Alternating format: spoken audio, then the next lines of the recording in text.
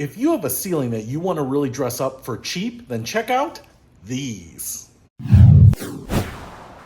What's happening, Panda Nation? Peter Von Panda here. I'm in my garage, actually. I've got this huge 600 square foot ceiling here, and it is not in great shape. I have lines here going to the garage door openers and things like that. I have places where I've taken down old lights and holes that are in the drywall, and so it's not super even. It doesn't look great. I could definitely paint it. It would probably look a lot better, but I thought I would do something really unique and put up these ceiling tiles. Now, these ceiling tiles here are by Falkirk, and I think they are called the Jura IIs, even though in the Jura II format, there seem to be some different designs here. But what was really interesting to me about these particular tiles is that they are supposed to be really easy to install, and they are foam. So let's take a really close look at it and show you what I got here.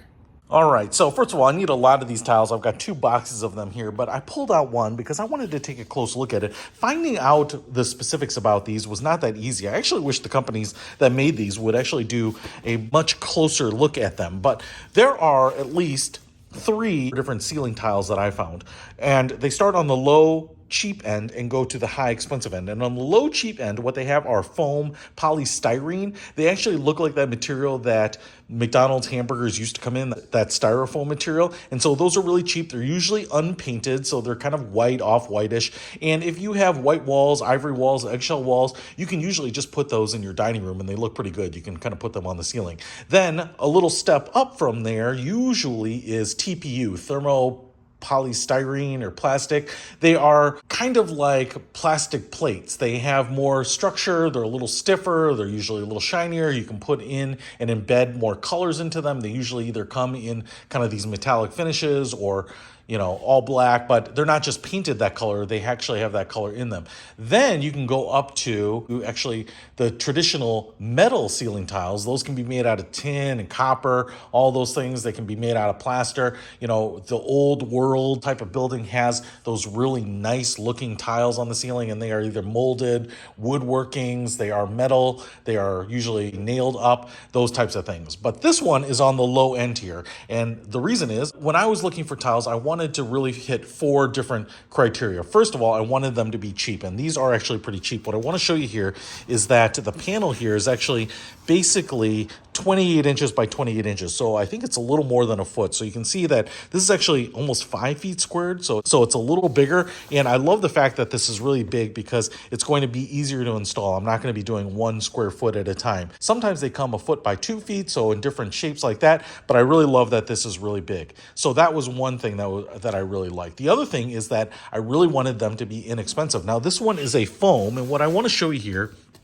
it might be hard to see, but this is super light. I mean, it feels kind of like a camping mat in many ways. And even though we have this molded in texture here, we have this flower emblem here, and I really love the design here. And that was really important to me, to have kind of more of a traditional looking design. Some of these had really modern waves or polygons. I didn't really want to go that route. I wanted something that looked a little bit more old-fashioned. But the material here, while it's a little puffy, you can see here the low edge, and then it puffs up. We've got that texture in there. The material here is actually really squishy. Might be a little hard to see there, but you almost might be able to use this for sound dampening materials. In fact, this advertises itself for walls or ceiling.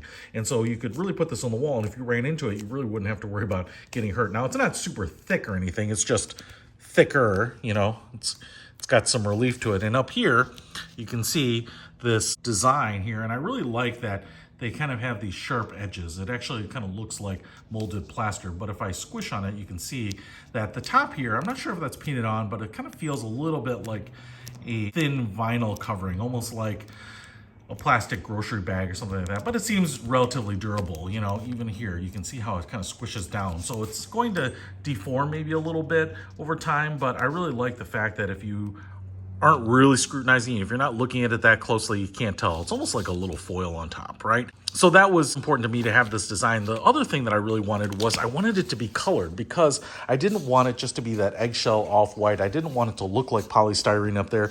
And finding colored panels here is not that easy in the price point that I was looking.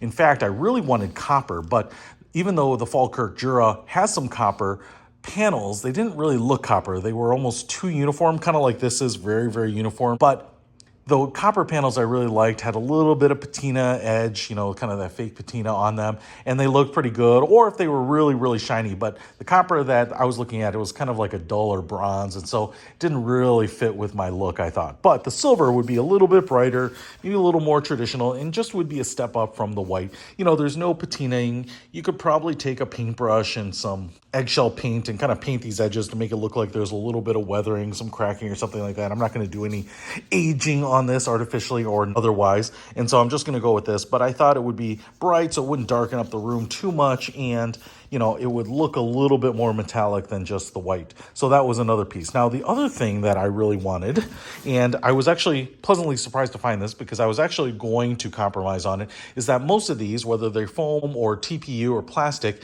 they basically don't have an adhesive on the back. So what you have to do is you have to take like those caulking guns of liquid nails, put some dollops of glue around here, kind of push them up. They will usually stay in place. You only have to hold them for a couple seconds to let them stick, but then they have to set in there and glue up. And my problem with that, especially with flimsy material like this, is that you might get some areas that sag where it's not glued up, and I was worried about that. And just thinking about how many tubes am I have to glue, I'm gonna have to grab a panel standing on the top of a ladder, get the caulking gun, glue it on, put the caulking gun down, hold it up, move on to the next one. And so I didn't want to do that. And so what these are self-adhesive. And so you can see we have this backing here, and if I just peel this away, what I want to show you is that we have glue all over the back here. You can see actually what that foam looks like underneath here. Kind of looks like that fast food container polystyrene. Now, I will say this is very, very sticky. It's almost like the vinyl decals that go on laptop sticky. It is very sticky. So I think this is going to be, let's call it a pretty permanent installation. Now, you can actually see the foam underneath and the glue on the top. The glue is a little bit off colored. And so what I kind of wonder is when you put this on, if this is actually relatively removable. I actually feel like the foam might disintegrate as you're pulling it away. I don't know. I'm not going to try to apply it and take it off quickly. I'm actually hoping that it stays up there for years, but I don't know if it'll pull off some of the paint or the drywall paper or something like that. But if you are removing these, especially after a big installation on the wall or ceiling, you might have to do some wall repair. But the nice thing about this is because it's all across the panel here, it's going to hold everything up nice and even, and it's going to go up instantly. So I'm not going to have to worry about it coming off or a corner sagging or anything like that. Now, the one concern I have about this, and if we look up here, I have these cables that go to the garage door openers. I have some areas where there are some imperfections and some holes and things like that in the drywall. My problem with this is that I think like the plastic ones that have the void in the back will probably hide some of those a little bit better. If I have a cable running through here, I have a feeling that this might show it just a little bit. There might be a little bit of indentation, but it kind of might smooth it out a little bit. I don't know, it might compress this a little bit. We'll see how well it hides the sins of my ceiling. But I think in terms of just hiding those, being quick and easy to install, this is the way to go.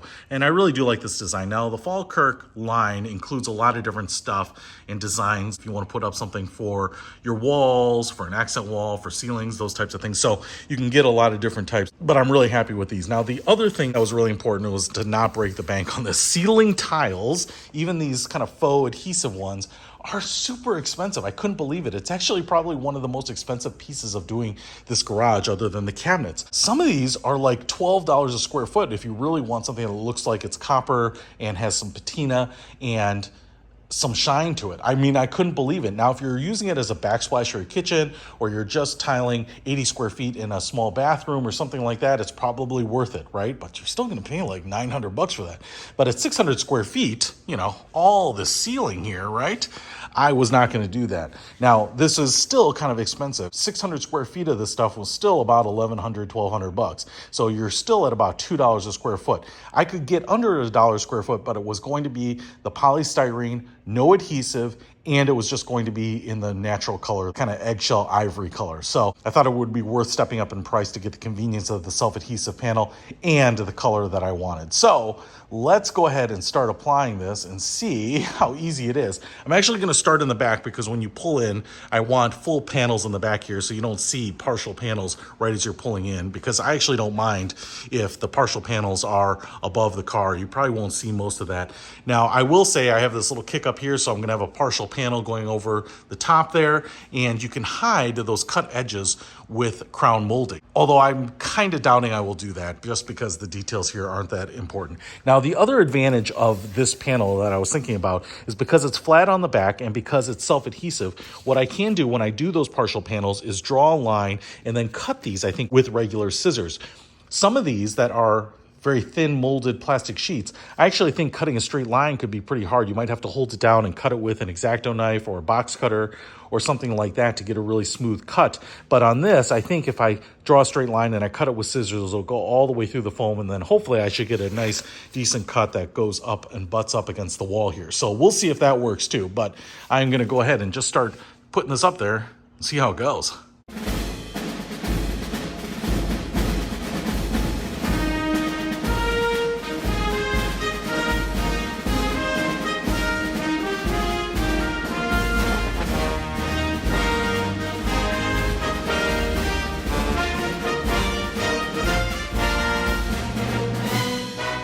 All right, I have one full case of this up on the ceiling. I have not finished. As you can see, I still have about half of the garage left to do. And before I give you my final thoughts, I'm going to give you some experiential thoughts. First of all, starting at the back, it's kind of important because when you walk into a room, you don't want to see the seams, the overlap. And when you put them in the back, you kind of shingle them, and when you do a little overlapping on the thin parts there, you don't see the overlap, especially because it's foam. You get a little bit of that white peeking through, but when you start in the back and then you move forward, you don't see those overlaps, and that's really important. So start the furthest away from the entrance to the room. In my case, it's the garage, but you know, if you have two entrances on opposite sides of the room, then doesn't really matter. You're just gonna have to hide them as best you can.